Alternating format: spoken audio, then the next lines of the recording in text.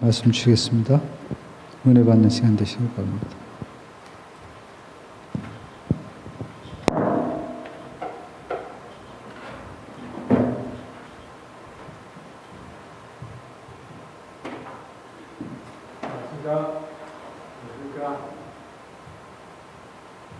안녕하십니까?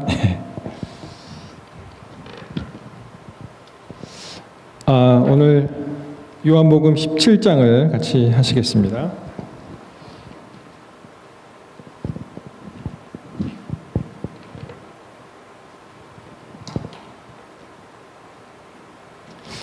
여러분, 요한복음 17장에는 어떤 내용이 있습니까?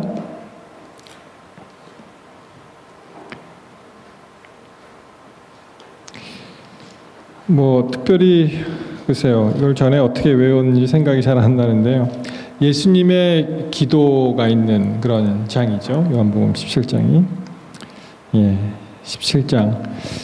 소수죠. 자기 숫자로만 나눠지는 17장. 자, 한번 같이 보시겠습니다. 요한복음 17장은 예수 그리스도의 기도입니다.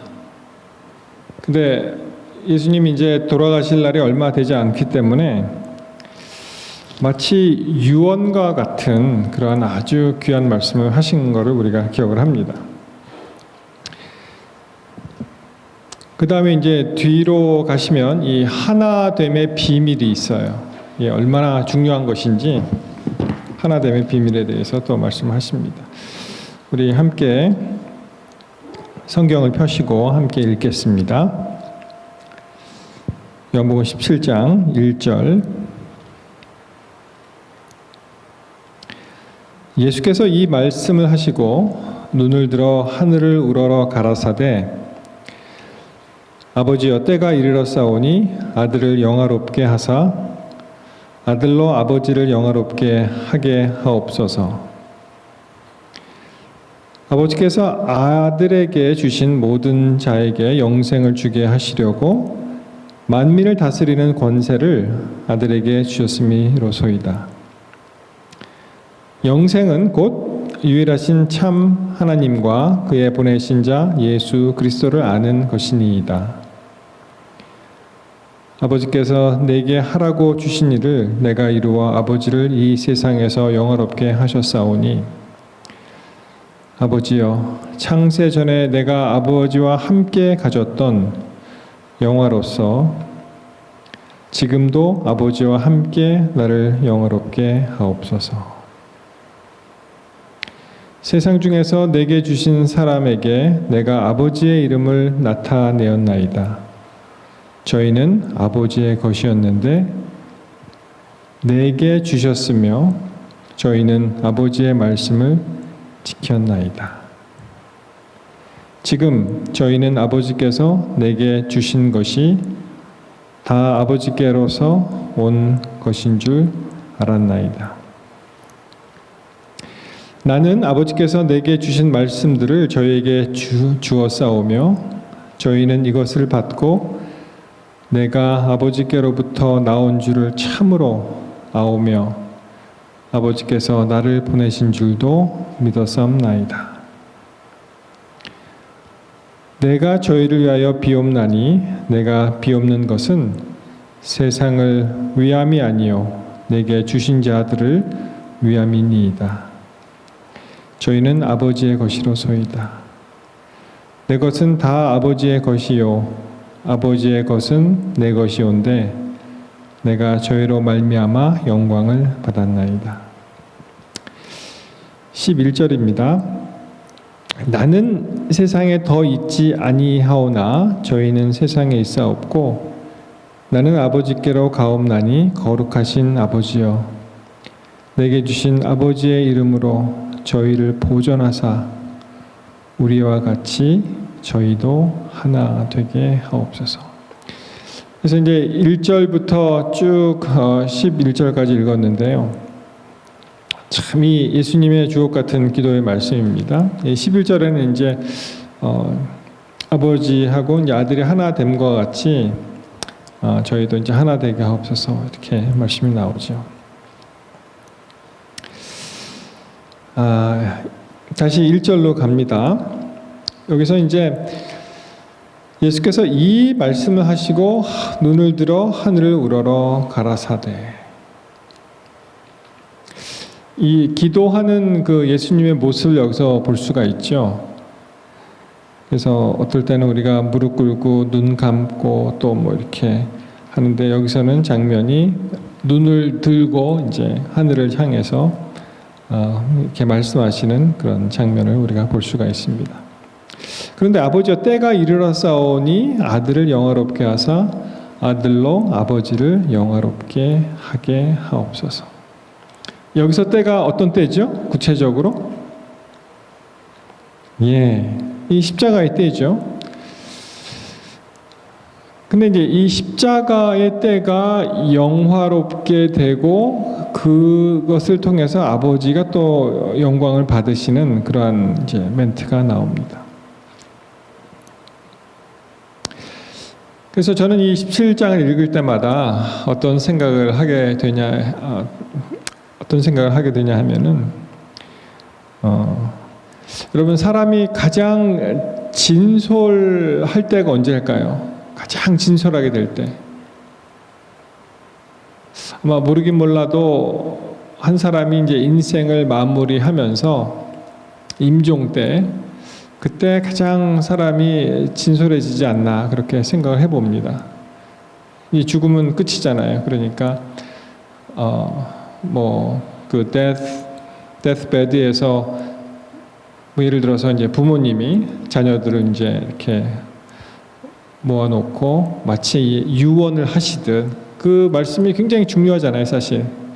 떠날 때 자녀들을 향한 그 사랑의 말씀과 같이 예수님도 이제는 곧 돌아가실 때 제자들을 이제 불러 모으고 하시는 그 말씀. 그러니까 이 17장에 있는 말씀은 그냥 캐주얼하게 이렇게 듣는 말씀이 아니고 여기에 예수님의 진솔함과 그분의 열망과 그런 게 이제 담겨 있는 그런 챕터라고 생각을 합니다. 주로 이제 그런 생각을 많이 하는데요. 여러분 오늘이 나의 인생의 마지막이다. 내일은 없어요 이제. 그리고 이제 몇 시간이 안 남게 될 때 우리가 조금 다르게 살 수 있을까요? 좀 이상하니까 말씀이. 뭐 우리가 성실히 매일매일 살긴 살지만 그렇지만 오늘이 정말 마지막이고 사랑하는 사람과 헤어지고 자녀들과 이제 이별하고 이제 더 이상은 삶이 없고 이제 하나님 만나는 그럴 때가 되면은 그러면은 아마 모르긴 몰라도 많이 달라질 거라고 생각을 합니다. 이게 굉장히 상대적이죠, 사실. 예를 들어서 막 내 앞에 차가 막 이렇게 끼어들면 화나죠, 그렇죠? 그런 경험 해보십니까? 또 뭐 갑자기 자기가 쭉 줄을 길게 서 있는데 누가 이제 새치기를 해갖고 들어왔다 그러면 화가 나죠. 그렇지만은 어떻게 보면은 오늘이 나의 마지막이면은 그거 다 용납할 수 있을 것 같아요, 사실. 그렇지 않습니까? 그게 뭐 그렇게 중요해요? 우리가 매사에 사는 일에 화내고 역정내고 막 불쾌하고 자존심 상하고 또 나를 무시했다 뭐 기분 나쁘죠. 그렇지만은 오늘이 마지막이라고 생각하면은 사실 아무것도 아닙니다, 이것이. 그거를 넉넉하게 받아들일 수가 있을 것 같아요. 이 목회자들에게는 어떠한 소명이 있냐면은 이제 설교 말씀을 준비하는데 두 가지를 기억하라 그래요. 하나는 뭐냐면은 오늘이 네 마지막 설교하는 날이다. 그런 심정을 하라는 거예요. 그리고 회중도 다시는 이 교회에 다시 못 오든지 아니면은 이 하나님의 말씀을 전해드릴 수 없는 그러한 회중이 있다는 것을 기억하고 준비하라는 거예요. 그러니까 매사를 그렇게 사는 것입니다. 마찬가지로 우리의 삶도 오늘이 마지막이라고 생각하고 살면 조금 달라지지 않을까. 근데 우리가 자꾸만 잊죠. 내일이 있다고 생각을 합니다. 근데 사실 이번에 불나면서 보셨듯이 아무 보장이 없는 거예요. 어느 날 갑자기 집이 없어지는 그런 한 3,800채인가요? 요 산타로사. 그러니까 이 소노마 카운티 네파 해갖고 대략 한 6,800채, 한 7,000채 정도가 전소됐다고 그렇게 보도가 나와 있습니다. 그 건축물들이요, 뭐 주택, 뭐 비즈니스 해갖고. 그래서 참 이 말씀을 읽을 때마다 마치 예수님이 마지막에 제자들에게 하는 그 말씀이라고 생각하면은 조금 우리가 좀 더 쉽고 또 더 읽어보고 어떤 말씀을 하시는지 귀담아 들을 필요가 있는 것입니다. 그래서 우리의 삶이 매일매일의 우리의 삶이 나의 마지막 삶이라고 생각하게 된다면 아마 내일이 없다고 생각하니까 가장 진실된 마음으로 아마 살게 될 것입니다. 그래서 뭐예요? 서로 양보하고 서로 사랑하고 그렇게 살게 되지 않을까 생각을 합니다. 여러분, 사람들이 이제 세상을 마치면서 후회하는 것들이 있다 그러죠. 보통 세 가지 얘기를 합니다. 여러분 어떻게 들으셨어요? 사람들이 이제 세상을 마치면서 후회하는 그 세 가지.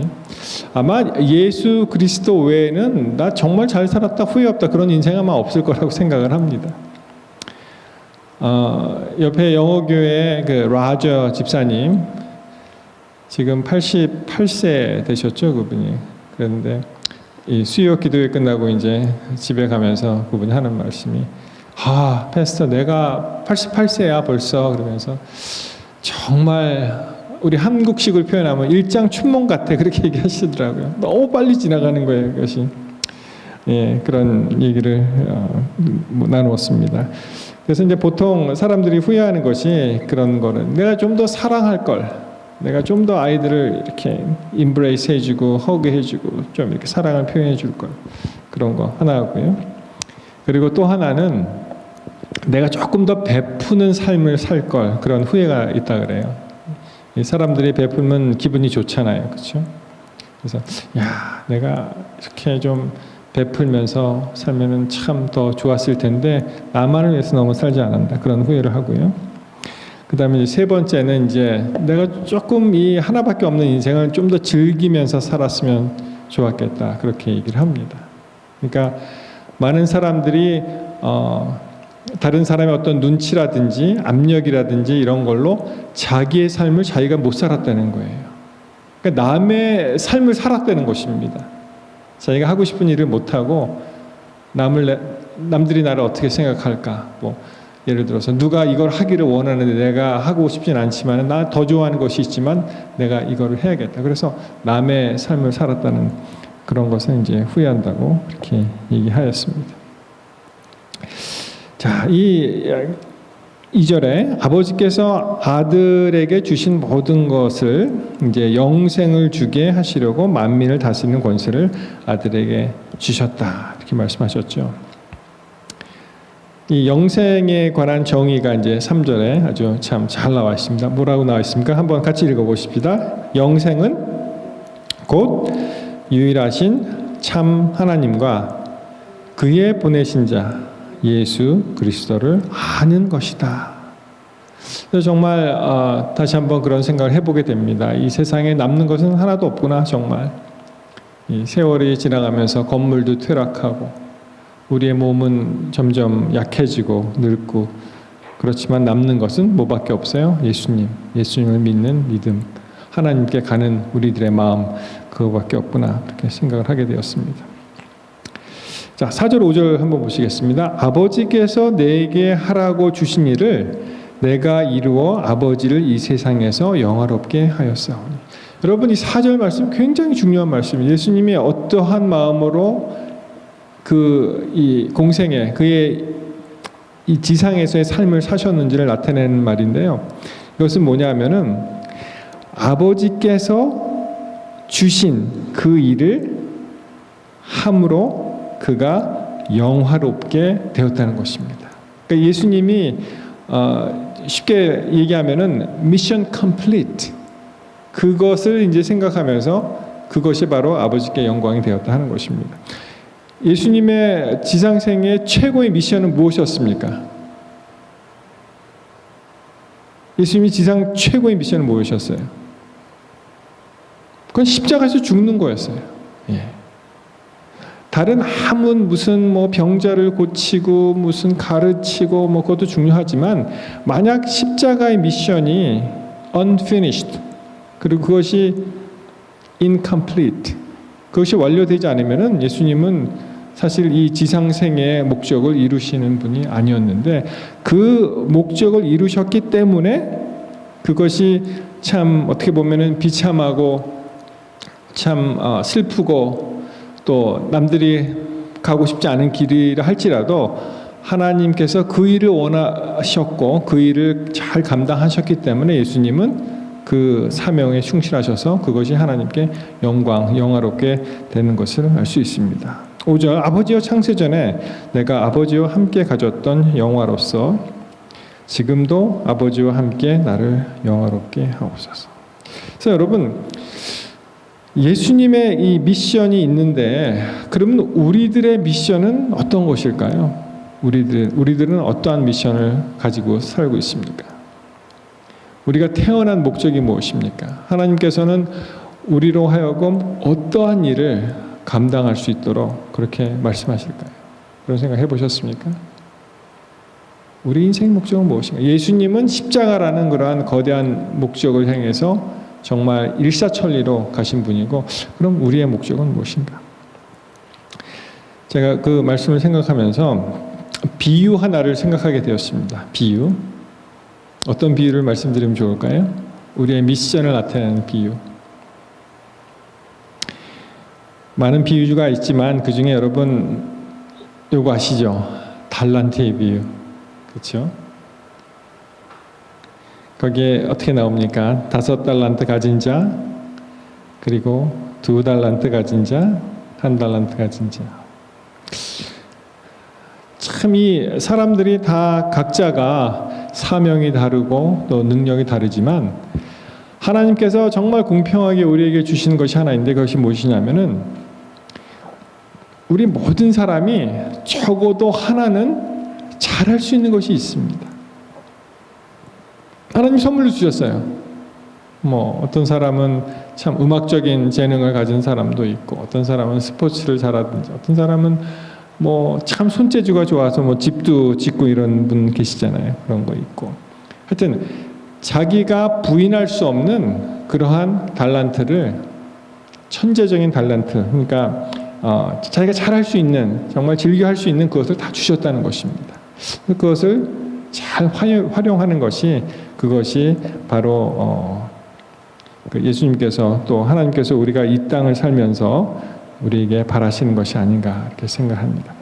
이 달란트의 비유 한번 같이 보실까요? 이 달란트의 비유가 어디에 나와 있습니까? 기억나십니까? 달란트의 비유가 어디에 나와 있죠? 뭐 누가복음에도 있지만 우리 마태복음에 있는 그런 말씀을 한번 보시도록 하겠습니다. 마태복음 25장이 있어요. 달란트의 비유가. 그 얘기 아시죠? 착하고 충성된 종아 이렇게 나오는 거. 자, 이거를 어느 분이 한번 읽어주시면 좋겠는데요. 우리 마태복음 20장 19절부터 읽으시면 좋겠네요. 20장 19절. 잠깐만요. 그러지 말고 14절부터 읽으시면 되겠네요. 우리 이창호 장로님 마태복음 25장 14절부터 우리 한 30절까지 한번 읽어주시겠습니까? 또 어떤 사람이 타국에 갈 때 그 종들을 불러 자유수를 맡긴 것 같으니 각각 그 재능대로 한 사람에게는 금 5달란트를 한 사람에게는 2달란트를 한 사람에게는